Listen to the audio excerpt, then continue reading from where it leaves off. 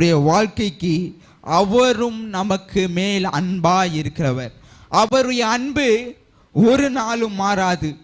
இந்த உலக மனிதர்களுடைய அன்பு மாறிவிடும். நம்புகிறேன் என்று சொல்லுகிறவர்கள் அன்பு மாறிவிடும். நீங்க நேசிக்கிற அன்பு மாறிவிடும். ஆனால் கர்த்தருடைய அன்பு, அவர் உங்கள் மேலே ஒரு நாள் ஒரு நிமிடம் உங்கள் மேல் அன்பு வைத்தார் என்றால் அந்த அன்பு நம்முடைய ஜீவன் பிரியும் வரை அந்த அன்பு மாறாது. எத்தனை பேர் ஒரு ஆமென் சொல்ல போறீங்க?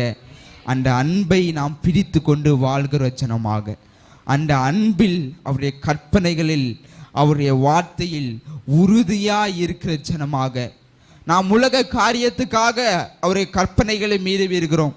உலக சமாதானத்துக்காக இந்த காரியத்தை மீறி இருக்கிறோம்.